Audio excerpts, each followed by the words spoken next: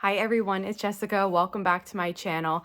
Today we're going to be picking up where we left off yesterday. I just made the small stars for the baby Willa quilt, and today we're going to be putting the quilt together. So let's get started.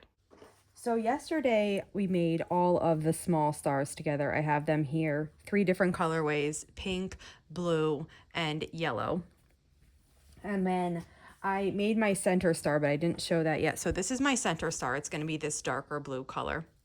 And then the way this quilt is laid out is that there's a star around this one, and then these are set at the diagonal at the top corners and the bottom corners. So we're going to make the larger star now, which is kind of composed of large flying geese units and half square triangles. And for this, since I worked with a fat quarter bundle, I have different fabrics. They're not all the same, right? So for the large half square triangles, it's these 2 prints, and that's what I have for the flying geese. And then for my corners of my large star, I didn't have enough of these, so I went with this other peach that was also in the bundle that I think will look nice. So I think I'm going to place these like opposite each other like this, and then this will go in the corner, and I think it will look nice like that, and then the star will be in the center.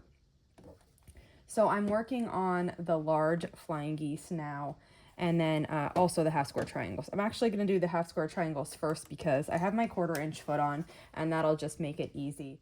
So when you're making a star like this, you can either make these units out of half square triangles or flying geese. It just depends on how scrappy you want it, how many pieces you have, what are the size you're working with. So I like to do stitch and flip geese. So you start with a rectangle and then you use 2 squares to make these portions.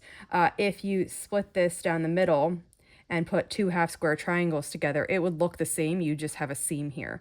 And for when I'm doing not scrappy, I like the way these look better than 2 half square triangles put together. Now, if I was using scraps and I had a different white scrap here and a different white scrap here, that would look nice. I'd be okay with having half square triangles there. But if I'm not doing that, I prefer the look of flying geese. Now, one of the sets of flying geese in this block, in this quilt, they're so big that stitch and flip flying geese kind of didn't make sense because you'd have huge pieces for it. So what I did for that is half square triangles then. So it just makes these a little bit more manageable because you're not having huge cutoffs. If you did the flying geese, you'd have huge cutoffs. So for this quilt, we have a section where we use these 2 large half square triangles, and these are big. And they only get bigger as you go. This is the baby size. If you're making the, there's 4 different sizes in this pattern. The larger size, the bigger the pieces get. So the half square triangles work nicely here because you have a lot less waste for this big size piece of fabric. And because they're big, I feel like that vertical line kind of in the middle of them just blends in. It's not as noticeable as if they are small. And so that's what I've chosen to use when making this quilt. So first I'm just going to we need 8 of these, and they get sewn together to make 4 flying geese units. And then I'll start putting together the other flying geese, the last set we need with these. So I'm going to have white on the bottoms of these, and then we can just start assembling this whole quilt. I've made those big half square triangles and I've set them aside. We're going to sew them together in a minute, but I'm doing my last set of flying geese. So these are a larger set of flying geese, and this one I'm doing the stitch and flip method. And this background here is going to match up when we lay it out with the large half square triangles, and they're going to interact to form this beautiful star.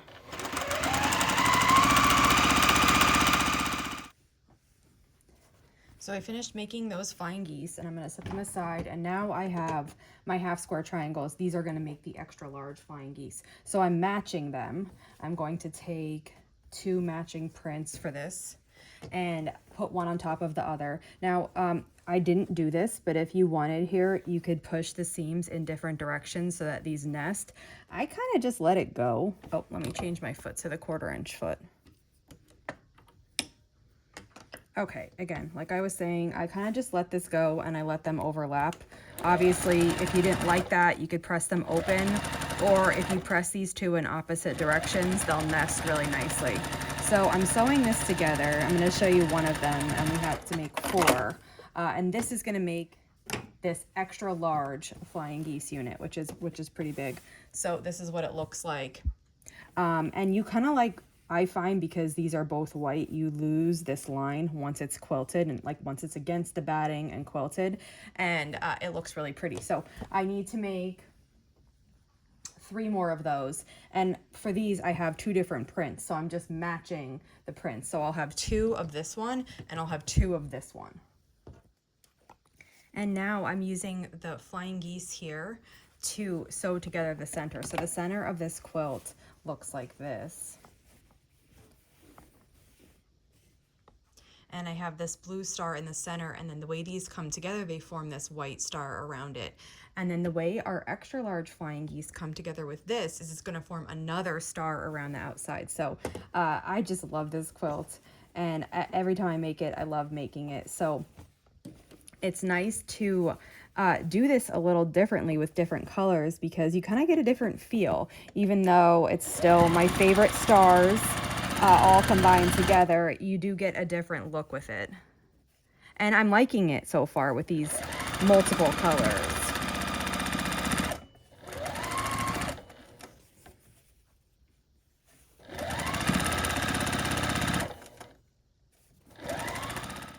So here's what the center star looks like, and I have my large flying geese here, and I'm going to match up the prints.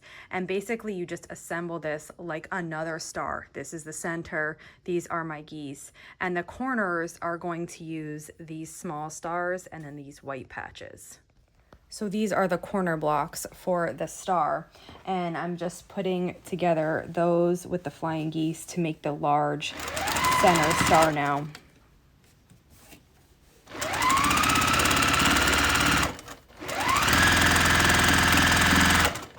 And I'm being careful to not switch this up. I'm trying to have the yellow on the inside of all of them. So I'm kind of paying attention here as I go. Because when you're doing it with solids or like a scrappy 2-color, it doesn't matter which way you put these. But when I'm doing it like this, and I have the colors that I want them in a specific placement, then it does matter. So I'm just being mindful of that as we go. One more big set of flying geese to sew on here.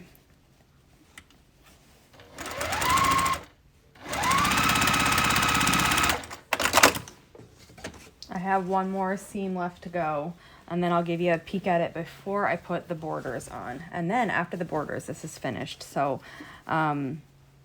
really quick for a quilt. Again, baby quilts always surprise me. So here's what it looks like so far. It looks really pretty. I like these different colors of this kind of like peachy coming together for the large star.